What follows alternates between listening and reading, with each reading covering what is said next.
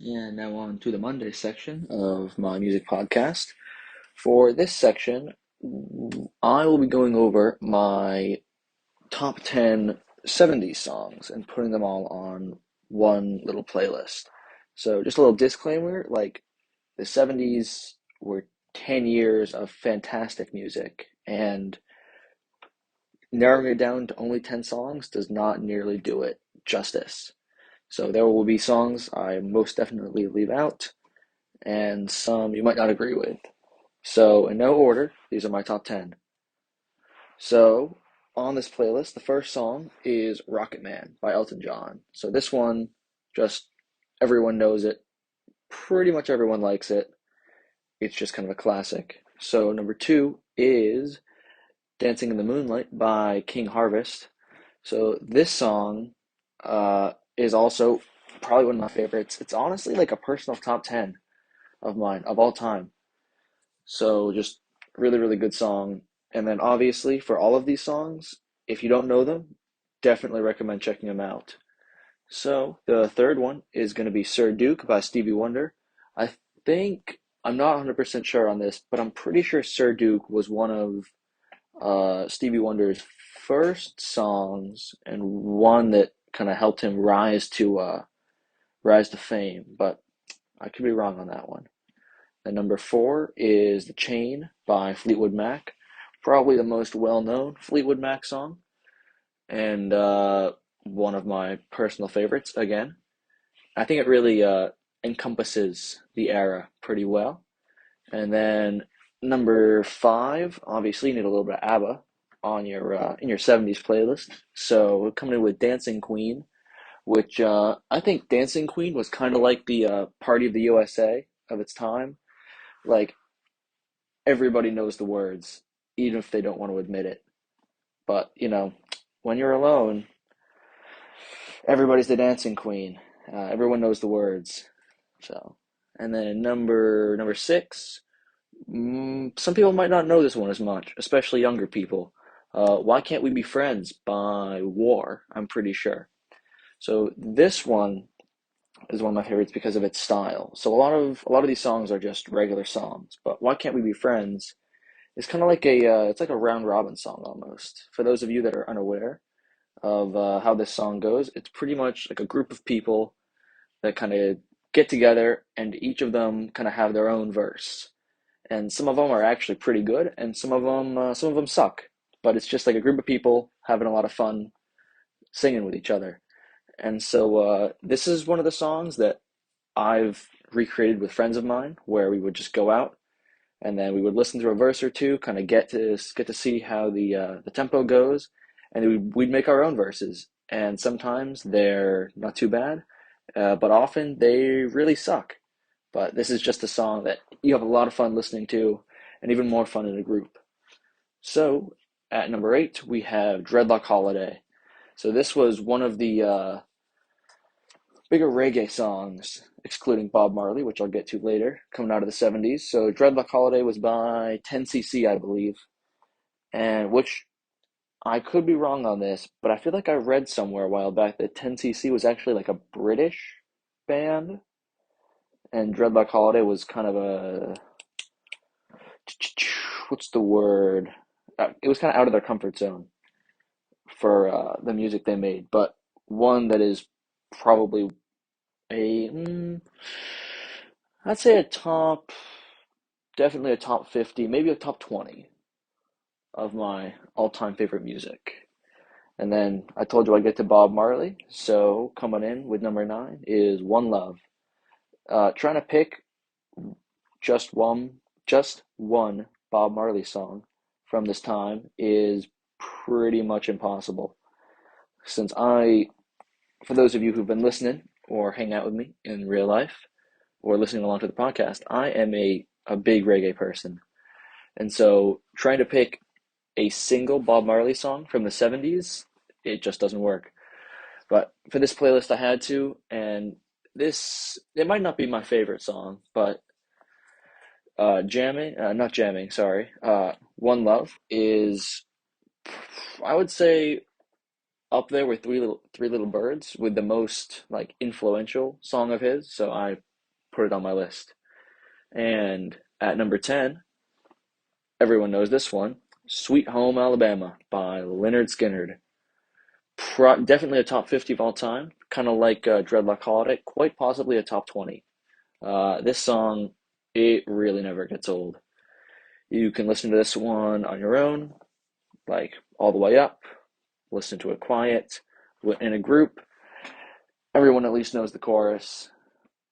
And it's just all around a really great song. So that is going to conclude my top 10 for my 70s playlist. Keep listening for this week's album.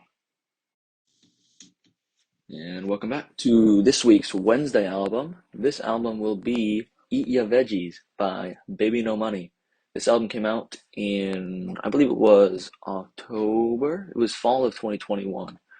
And so when I first started listening to Baby No Money, I thought of him kind of as a joke, like with a name of Baby No Money. Like you would kind of assume that he doesn't really rap seriously. And his big song, which was La La La, came out in 2016, which he did with Y2K. And I'm pretty sure I saw an interview with him or with the two of them once the song really made it big. And I'm not sure if the whole song was freestyled, but I think a good amount of it was. And that kind of got me thinking, like, okay, this guy might be pretty good. So I've been following him for a little while now, and when Eat Your Veggies came out this fall, it was surprisingly like really good. It dropped the same night as I'm sure many of you know Don Tolliver. The two of them had dropped in the same time in October, I'm pretty sure, and I unironically enjoyed the new Baby No Money more than I enjoyed the new Don Tolliver. And for those of you that don't know, Don Tolliver is signed with the Cactus Jack record label, which is, I think, co-founded by Travis Scott, who I am a very large fan of. And so liking someone or not liking someone so closely, like who worked so closely with Travis Scott, like liking them less was surprising to me. But Eat Your Veggies was a very good album. Probably like a very, very solid 7.5, 8 out of 10. There were really no skips on this album. It was it was a good mix between like songs that were just kind of funny and songs that were like more serious and stuff that you could really like jam out to. Uh, it originally dropped as a single, but it came back at Amame featuring Rich Brian, which I think is his most popular recent song, was on this album, and great song to turn up to. It's a really good song all around, and a couple of my other personal favorites from this playlist or from this album, sorry, were Resume, Black Eyed Peas, Brainless, Two Time Zones, and I Remember. And one that especially stood out to me was Yoga, which had a Rebecca Black feature on it. For those of you that got a little tingle when I said the name Rebecca Black, she was the creator of Friday, if you guys remember that song, which may have been the worst song to come out of the early 2010s. It was hated by pretty much everybody, and this, like, her on this album was the first time I had really heard about Rebecca Black since Friday. I didn't really know she did any other music, and here she was on a Baby No Money album. And one of my favorite parts about that song was not only the Rebecca Black feature, but in the music video, the two of them like went in drag. So Baby No Money dressed up as Rebecca Black, and Rebecca Black dressed up as Baby No Money. Very close to a T. I would definitely recommend looking up the music video for it and seeing them do their thing. It was very, very interesting to see the dynamic happening there. So yeah, overall, I'd give Eat Your Veggies by Baby No Money. Let's give it a 7.5 out of 10. I think it's not quite an 8, but it's definitely not a 7. So with a 7 out of 10, definitely recommend checking it out. And definitely check the songs that I mentioned earlier. Hmm.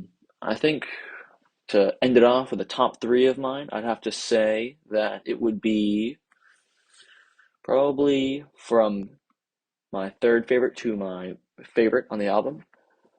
I would say it goes Black Eyed Peas, Yoga, and then I Remember. So that is my review of Eat Your Veggies by Baby No Money. Stick around for this week's Friday section. Hey there, and welcome to this week's Friday section of my music podcast.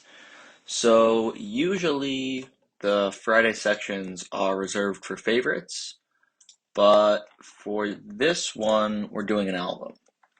And there's nothing special happening around this album. I just wanted to cover it, and looking at my 20 time schedule for how this project has been going, I've actually already filled up all my album slots.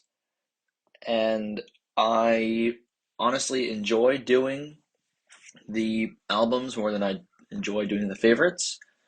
And so I figured that I'm the one making this podcast, and so I can switch it up. And so here we are. We got a 2 album week. Yesterday was Baby No Money, and today it is Stick Figure with their album World on Fire. So this album is, I'm pretty sure, their most recent. Yes, it's their most recent full album, and is probably, yeah, I think it's my favorite. So this is a 15-song album, and every single one of these songs is on my liked songs playlist. So for those of you that are Spotify users, you'll know what I'm talking about. For those of you that aren't Spotify users, I don't know how your platform organizes it, but on Spotify you can add a little heart next to individual songs, and they'll go on one playlist called your liked songs. And this entire album is liked for me, which doesn't happen often. I'm not the kind of people that goes through and likes a whole album. I usually have to I go song by song. So this one is definitely a standout for me. So getting into the album, I would try to pick, like, I would try to give you a top three or a top five, but I really enjoy this entire album. But I'll give it a try anyways. I think my two favorite at the moment are The Great Unknown, which is actually one of their least popular songs on the album, which I think is criminally underrated. It's one of their greatest songs like they've ever done, and definitely if you know Stick Figure, or even if you don't know Stick Figure, The Great Unknown is definitely a song you want to check out. And I'm not sure if I mentioned this before, but Stick Figure is a reggae band, and I feel like I haven't done enough with reggae over this podcast, and so I wanted to toss in at least one album, and I think I have a couple songs on my playlist and on my favorites, but wanted to throw that out there for the listeners. So definitely, if you have any prior like prejudice or thoughts on reggae, just throw them out and check this album with an open mind, and I think you'll definitely be in for a pleasant surprise. So first song, Great Unknown, and for the second song, I'd probably say Shine. I think Shine is a song that I listened to a whole lot last summer, actually, and so other people listening to this won't have the same connection to it as I do, but definitely when I hear it, it takes me right back into like the sunshine and the summer. And let's see.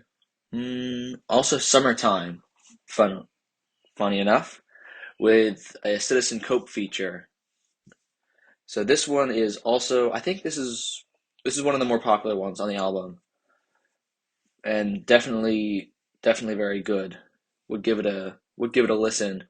And if you're looking, if there are any dedicated Cyrus's Music podcast fans out there, and you're checking out all these recommendations, you definitely recommend checking out Citizen Cope's music as well. A friend's dad actually got me into them last summer, and listening through a lot of his stuff has been a lot of fun.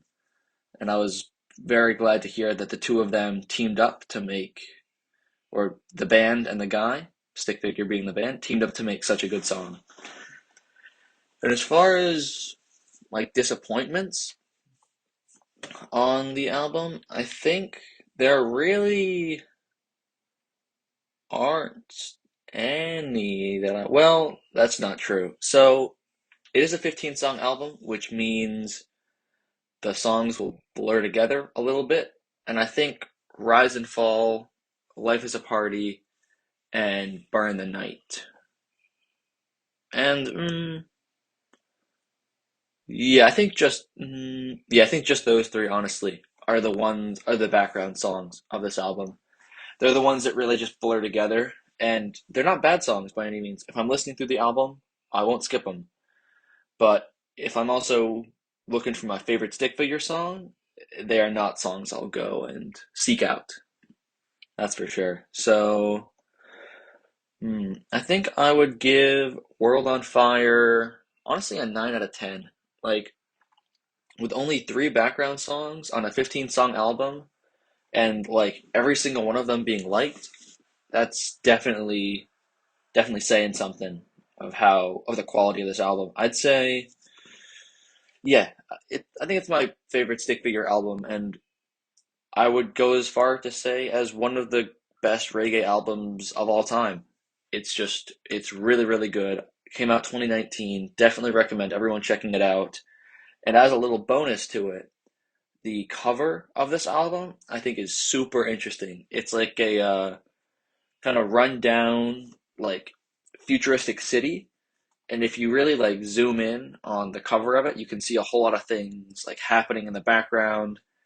And there's an overpass with a bus parked under it on the cover, and you can see like things happening like in and around the bus.